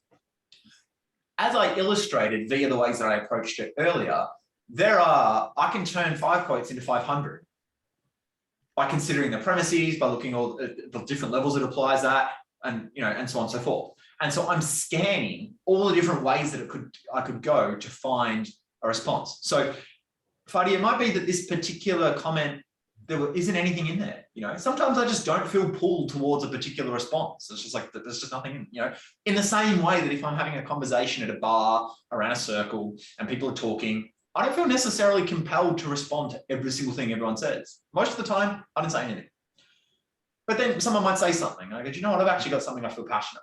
I feel strongly about this. I've got something insightful to say, something maybe they haven't considered. And I offer something. So you only need to be able to have something to offer to one of the comments. If what you're saying is none of the comments in this set you felt that you had anything to say about, is the issue, Fadi, that you had nothing to say about anything in the comments, or is the issue that you didn't know how to find a narrative that paired with what you wanted to say? No, the issue is I couldn't find anything to say about each one of the comments. About any of them. Yeah. It was like the loyalty thing where I haven't had experience with it, so I'm not going to make up a narrative and extract things from it. And also there's nothing to argue about it, or I just haven't had the experience or the knowledge to argue about it. What was the prompt? Didn't you say it was we're more like our parents than we'd like to be? Yeah. I think that one I could form a task A from it into a task B, sort of. But it was other prompts that I got previously, which I can't really remember, where I was in that position. And I can't really it's probably better, man, to rather than to talk about things abstractly or conceptually is not, it's probably better to talk about a specific example, because then I can go through the different levels that I recommend to go through and see. But I'm happy if you can find a prompt now, or I can circle back to you that you don't have anything to say on, or a set that you feel you have nothing to say on, pardon me, and you can share screen it. We can go through the approach that we discussed before, looking at it on the different levels and looking at the premises that underlie it, and then see if in fact there is nothing whatsoever that could be said from your personal experience or otherwise on any of the strings that come off any of those prompts. Okay, can we use the prompt that I gave earlier and keep formulating it into a task B without having a narrative, which is the one about family? When you say formulate it to a task B without a narrative, you have to write something. So what is the thing that you feel about that you have to say or that you want to consider? Zoom right in. Oh, was that you doing the responses earlier? Thank you. It was me, yeah. I thought I recognized the background. Can you zoom right in for me?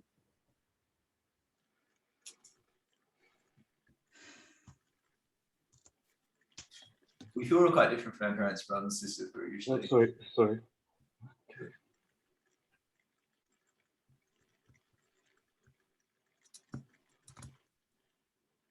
So what's the issue? You see these, and this was so for me this was a task B, and straight away I don't have a narrative to talk about it. I haven't had experience with it. I just didn't know how Experience with what? In some ways, I mean, sometimes you get a prompt about vulnerability and you can talk about a time where you felt vulnerable or you thought vulnerable was a weakness. But in this case, I just never had a situation before where I thought about my relationship with my parents in some way, or if I thought I was not similar to them. So Fadi, you're saying you've never had an experience of feeling different from your parents, brothers and sisters, feeling similar to your parents, brothers and sisters, being happy at home, having a nature, being nurtured, or being either unhappy or happy in your family environment?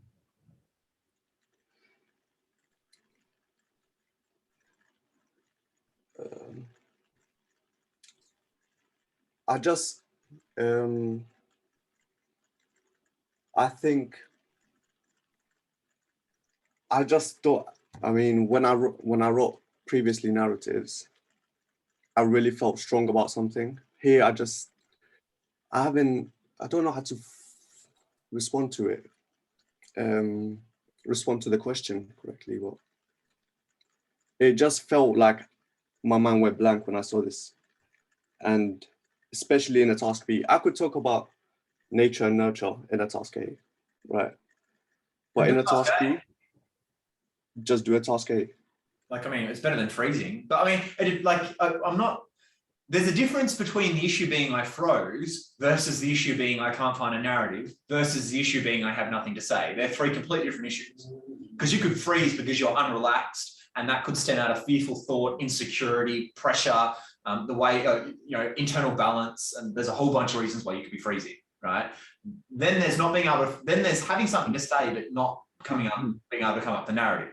The answer to which is, where did you come up with what you have to say? That has to have arisen out of an experience, because if you were experienceless, you'd have nothing to say. And then the answer to having nothing to say, that's a separate thing again. And the answer to that really is you start at the simplest level and you go deeper. So the simplest level is to literally interpret one of these things. So there has to have been a time in your past where you felt that you were different to your parents or the same. Okay, that so makes sense. Take, for example, paying me. Your dad originally, what was it? You didn't want to tell him how much it was, and then you did. Yeah. What you do? Yeah. Cool. So you have a different value system, perhaps, about the way that you allocate money than you think or that you anticipated that your father might. So you have a difference there. That's literally what happened. Where might that have arisen from? So you then go the level under. What experiences, worldviews, cultural beliefs, whatever it might be, that your parents have that led to them feeling like that versus you? Could it be that they have a mortgage? Could it be that they grew up in a time of less prosperity in, was it Syria? Am I making that up? Yeah. In Syria, the new. So you can consider how perhaps people's individual circumstances and cultures might inform their belief systems and therefore actions, and how you, having had different experiences, might have different actions. But then you can also perhaps consider the degree to which reconciling the fact that you might have differences, but still operating out of a common moral framework that you share. For example, telling the truth, or being honest, or being authentic, or having integrity, which you both share because of cultural reasons, that despite whatever differences you might have, navigating those differences through a common shared values framework can be harmonious in the family environment, and how ultimately your decision to do that diffused what otherwise might have been an invisible tension that you would have installed between you and your parents by not being honest with them. Yeah, that makes it a lot clearer. Like, I mean, that's literally the only thing I know about you and your parents. And it's like, but you know a lot about you and your parents. I'm sure that you feel different from your parents on a lot of accounts. I would not have to venture far to guess that you're probably more liberal than your parents are. And that probably has roots in the fact that you grew up largely in England versus them largely in Syria. And then what are the differences between England and Syria? Culturally, religion, blah, blah, blah. And how has that informed both of you? And then despite those differences, how are you nevertheless still more like them than you think? Yeah. That makes a lot of sense. Yeah, thank you. And then once you consider those differences, so basically where you're at now in that line of thought is there are differences that we each hold which arise culturally and as a result of our experiences. How does that implicate or impact or consequences that have on each of your internal lives? How does it implicate yourselves interpersonally at the level of family? How does that implicate your communities, both now and in the past? How does that implicate the nation, globe, history? Yeah, and then it flowers out from that. Yeah, thank you. Sorry, man.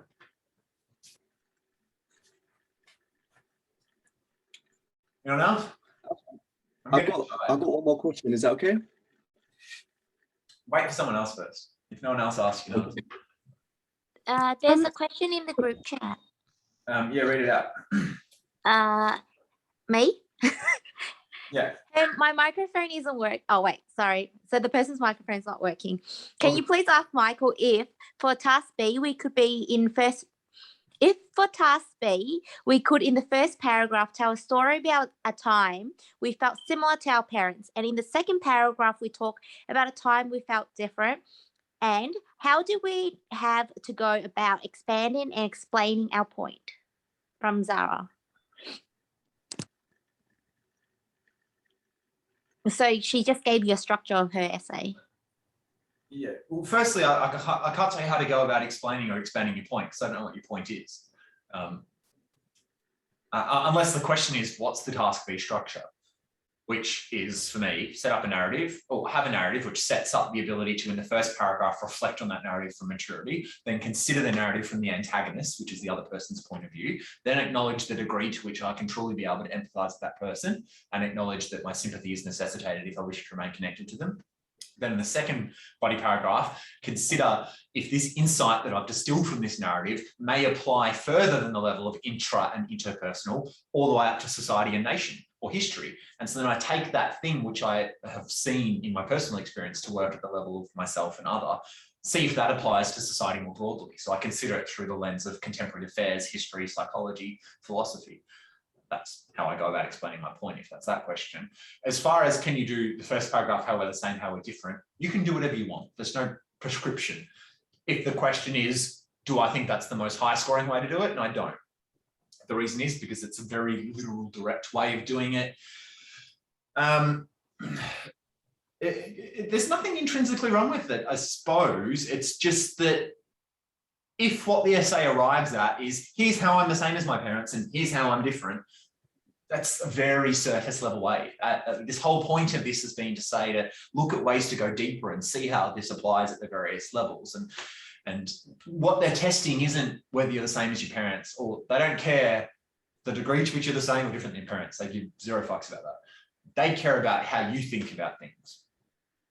And so if the only thought you've put into this is here's how I'm the same, here's how I'm different, here you go marker, then that's not reflecting as well on you as it might about how you interact with ideas or how you think. So you want to take it deeper, as I said, and consider, well, to what degree are these similarities and differences relevant to either other people or the world more broadly or history? What might these differences or similarities say about humanity more broadly? You inside, them inside, us together, you know?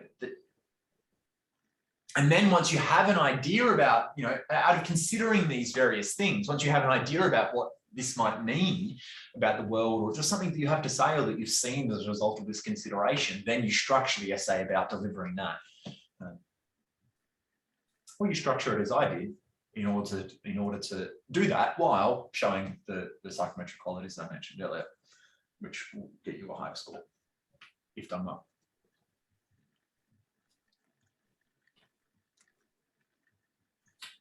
She has got a microphone, she can't tell me if that made sense, but I'm sure come in and pipe up. If anyone else has a question, jump in.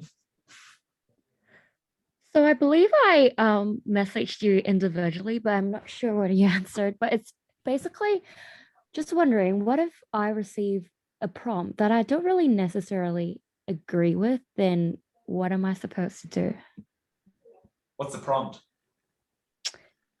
I can't think of one right now, but there are some that really just have like there's just like, I don't know, just reaction that I just don't really agree with it, but then I just kind of freeze because of that. And yeah, but it's based, I'm not too sure, I forgot, but there are like lots of different prompts. Not like lots, but like I'm not too sure. Like, it depends what kind of disagreeing you talk. Like, from your tone, I felt a bit like you're saying you disagree or are having a reaction in the sense of like a personal unbalanced reaction. Like it's rubbing you off the wrong way. If that's the case, I'll probably stay away from it. Because it depends though. If what you have to say is highly considered, if it's a topic that you know a lot about and you can, so you need to remain objective and neutral. There's going to be things that happen if you're a doctor that you disagree with and people you disagree with. Like, I don't know, let's say you're a Muslim and you obviously don't believe in sex before marriage, and I don't know, this 12-year-old girl comes in pregnant. I don't know, yeah? And you're super devout.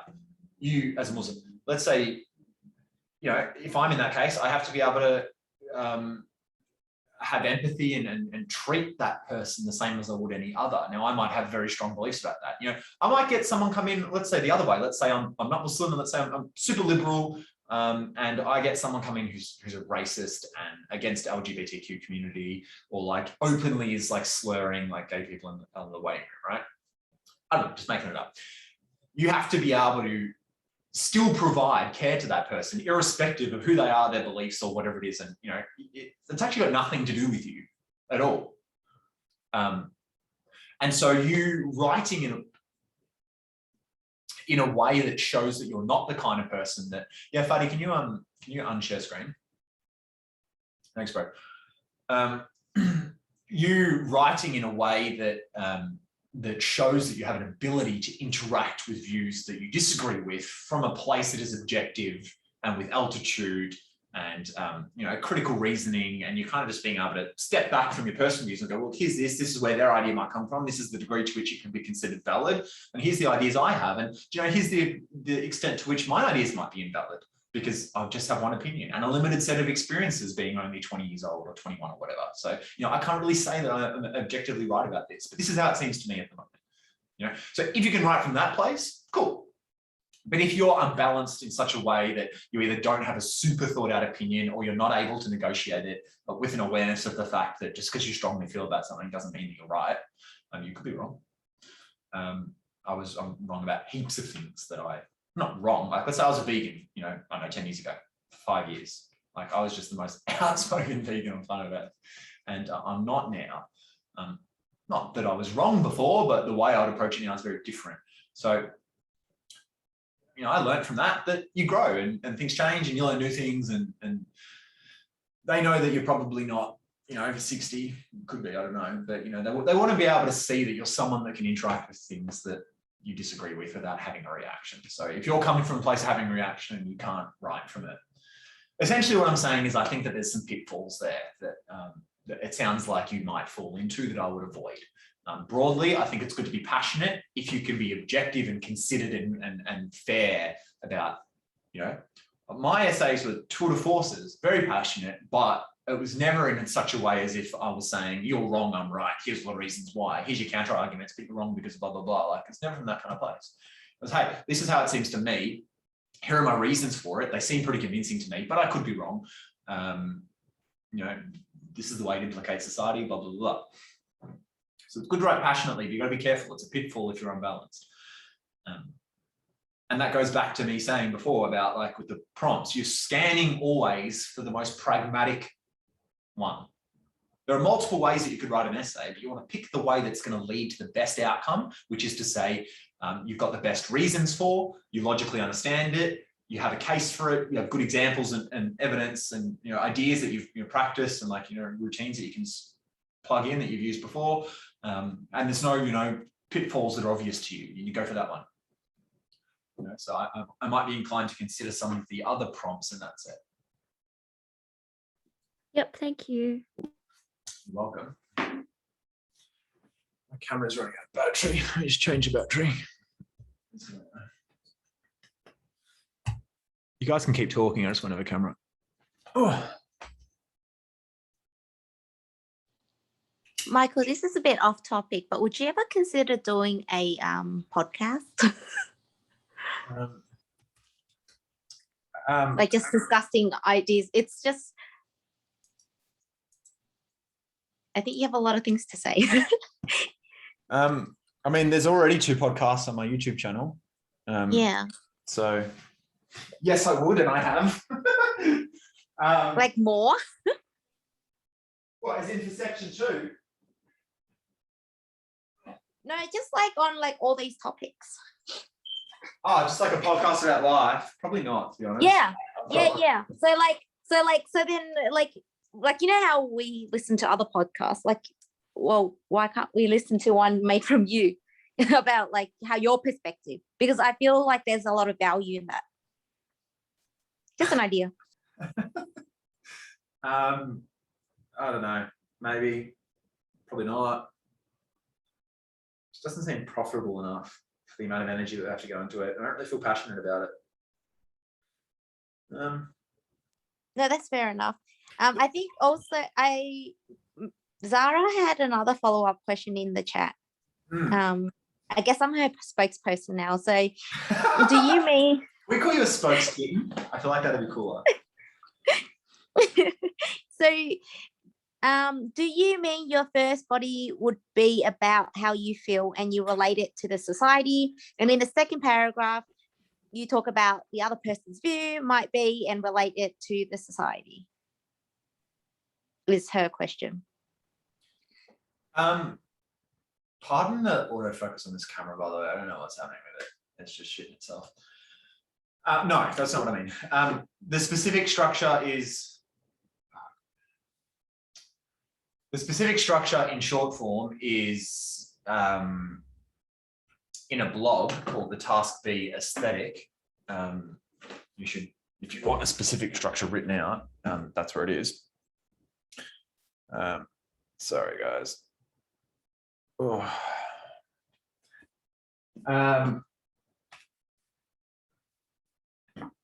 No, so the first paragraph is the narrative that sets up how I came to learn the central insight that I have. This autofocus is going to like drive my OCD mental. The second paragraph, well, the first body paragraph, discusses or reflects on that narrative to distill from it the insight that responds to the theme. Via reflection, what you've gained through maturity, considering the other person's perspective, blah, blah, blah. But at the end of that paragraph, you will have like basically said, this is like, you will delivered your central insight, whatever it was that you have that responds to one of the prompts. And then the next paragraph, the way I do it is then seeing if this thing that you have learned from your personal experience in the domain of the theme given to you applies at larger levels, like the level of society or, globe, nation, history, psychology, whatever. It's in a blog though, if you want to like. I mean, the blog's a bit wordy in retrospect. I've nearly finished the Task B book. It's just, I have finished it. It's just on a computer that I don't have access to. So I don't know when I'm going to get that back, but when it does, I'll release the book. But it's in the blog. It's there. It's just a bit wordy.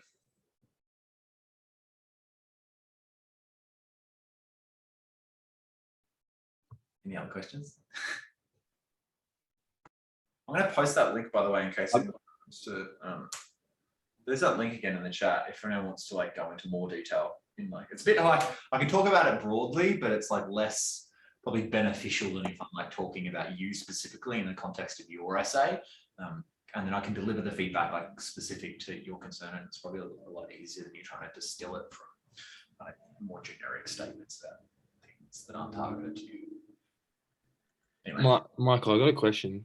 Yeah, man, what's up? Look, I came across a quote, no clue what to write about, and I want to see your thought process behind how you would go about something like this.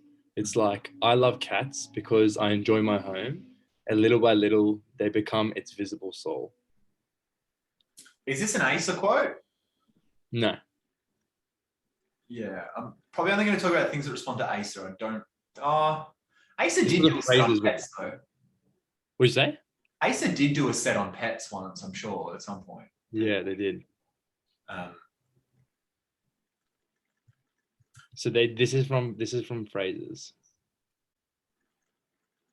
but what are the other quote? Like, so again, my point here isn't that you should be able to say something about every single quote. My point is that if you have 5 quotes and of them you consider the premises that underlie them and consider what each of their saying came from, and then consider where all of those things might apply at the level of individual other, all those levels, that you've turned 5 into like 500 ideas, and one of them you should have something to say. So, I mean, we could go through and I could go through how I would go through that process, but essentially it's going to be me mimicking that. Like, if you right now went and wrote down on a piece of paper, like, you got the 5 comments, then write out all the premises that underlie each of those things, then write out where the world that quote came from, what that person might think, believe, whatever, write all that out. Then of all those things, consider how all of those relate at the level of individual and go all that. And you wrote all that on a piece of paper, you would have like pages. If you do that exercise and then come back and say, hey, I've got nothing to say, then it'd be like, okay, that's a separate issue. But I bet that if you do that, you'll probably come up with something to say. But it would be for want of not saying or not going through that process that you might be stuck. So, I mean, I could come up with ideas if that's helpful, but it's essentially just going to be going through the exact process. So, like, where would that person be coming from who said that? What might they think, feel about the world? What might their experience have been like? What do you reckon?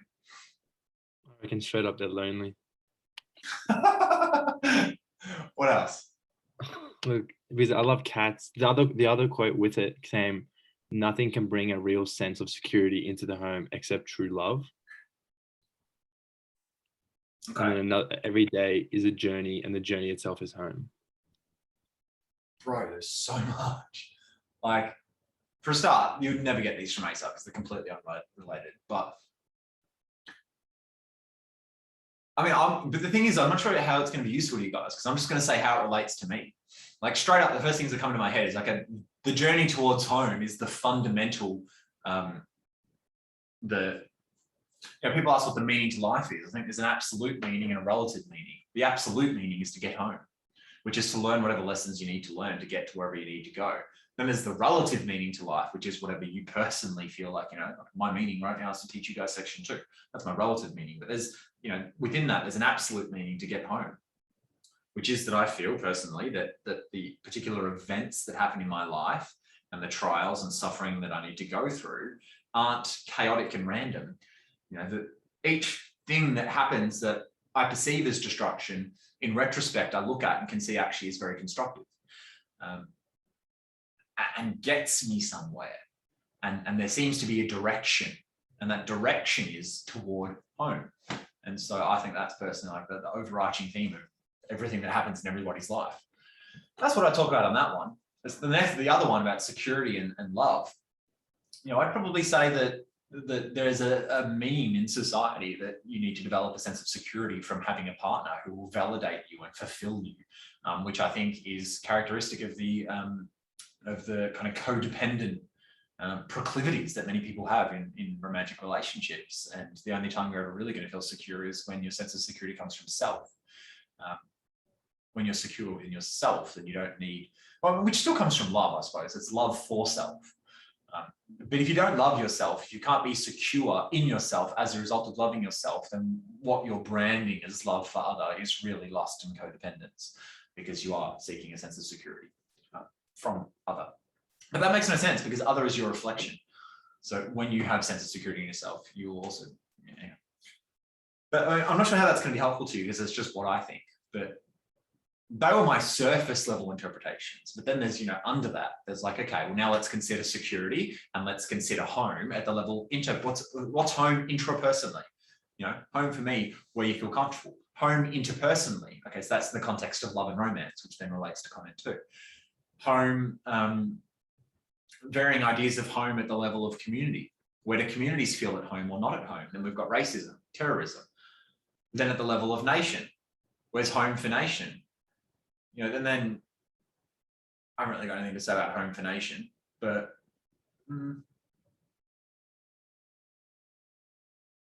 I mean, I've got in my head like the idea of there's this tribe of people in Laos who have never had a country to call their own. They keep migrating through other, you know, whatever. I'm not going to go there. But do you see how I'm just replicating the process? I already had ideas at the surface level, but then when I consider them at the varying levels, you see how new ideas crop up that you wouldn't have logically got to unless you went through that process. I mean, we can just do different sets of quotes until cows come home, but my approach is going to be exactly the same, which is what I said to you guys, which is to first consider where's that person coming from? What does that tell you about them? What does where they're coming from tell you about life? Is it just them, or is this a theme, this place that they're coming from, reflective of other people, other societies, other historical periods? And then, you know, go through that other process, and that's going to yield 1,000,001 ideas. If it's not working for you, then that's because I just told it to you, and you should now go and practice it. By writing the questions, where does this come? What world does this come from? What does this tell me about? Or is this reflective in any way of other people or other societies or other historical periods? And then out of all those ideas that came, how do these apply to the level of me or humanity in general, intrapersonally? How does it at the level of other and, you know, world, nation, globe, whatever, right? And do that. And then when you have 20 things written on a piece of paper, then see if you've got something to say. And if you still don't, then come back to me and then email me or something, book a session. But I imagine that you will have something to say, because then you're working from 20 quotes instead of one.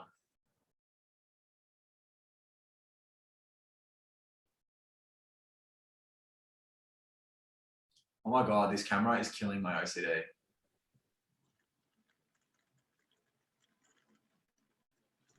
Does anyone else have any other questions? Can I ask? Oh, sorry. Okay. Do you want to go? No, you go. Yeah. Oh, thank you.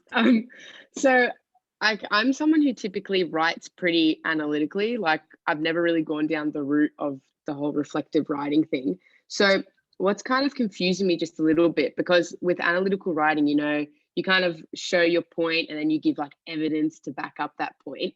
With reflective writing, is your evidence, would that be like your experiences, and like, so it's like kind of like anecdotal evidence, or do you like set it up so that you relate the lessons that you get out of your experiences to like what's going on in the world right now, kind of thing? Like, does that make sense? What do you consider evidence as? Well, like, so like off the top of my head, like something that, you know, is poignant in the world right now. So maybe like something that Trump would have said last year on Twitter or something like that kind of thing. If that makes sense. That's, yeah. I don't relate to, I'm not sure about this evidence. I mean, I know I wrote a blog saying the use of evidence, but a little bit, this evidence, the way that you've approached that, a little bit sounds to me like under it, there's this idea that there is an objective, you know, truth with a capital T. There is the way things are, and here's the evidence for it, versus here's how things seem to me, and here's why. I don't really think of it like, here's my point and here's evidence. I more think of it as logic. Here's my logical reasons why I think this, and are they plausible? Because you can give me a million examples of what Trump said or didn't say. Or you can go, all right, my point is that, I don't know, that instead of traveling to space, we need to focus on fixing environmental issues at home, and then give 1,000,001 reasons why, right? That's not proof. There could be 2 million other reasons why the opposite. I reason logically. Yeah, that makes a lot of sense. Thank you. So you kind of just like go through your own way of thinking about like whatever the quotes are and kind of thing, and then break it down based on that. It is like, can you actually say that you are right 100% on any topic? Like, oh, definitely not. Yeah. Oh my God, I can't hack this fucking lens. Give me a tick, I'm gonna change this webcam. It's gonna bust my balls. Yeah, like, I mean, everything you think about the world is colored by your experiences, by your perceptions, culture, socioeconomic circumstances, gender. You know, you can't objectively say that you know the way the world is. And if you can't, then you haven't really got a place, especially on an unprompted topic, responding to people like Tolstoy and Oscar Wilde saying one is right and one is wrong. No, there's just, you've got half an hour to think about something. And so, you know, you're going to have your opinion and say why you have your opinion, but it's not the case of evidence. There's, you know, but, you know, your question was about task B. It's you know, task B is not so much about having evidence. I mean, I integrate other people's ideas, you know, other thinkers and philosophers into my own, and kind of, I suppose I feel that my points are a bit more valid to have if they're shared by others. I don't really think of it as evidence. And I don't use my personal experience necessarily. I mean, I don't use my personal experience as evidence because I'm not trying to prove anything. There's nothing to prove. I can explain to you how I arrived at my like ideas, but I'm not like proving. I guess it's more an exploration. It's like, okay, here's this thing that I think about the world, and that did arise out of this personal experience. But you know what I learned as I grew older was this, you know. And, you know, I suppose that maybe another person who in the other situation might feel like this. And then, and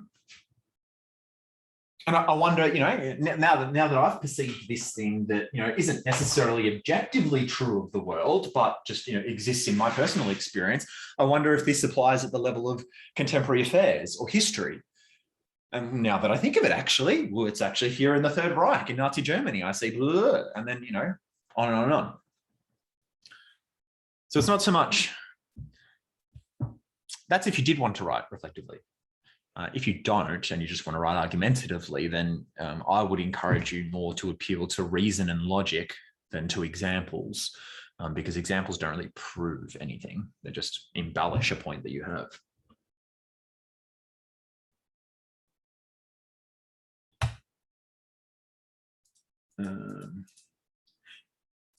Hey guys, I'm happy to stay on. I'm gonna stop the recording. I need to take a whiz, so I'm gonna do that. And but I'll come back and keep answering questions. But we've been on for a couple of hours now. I don't want the recording to go forever. So I'm just gonna stop.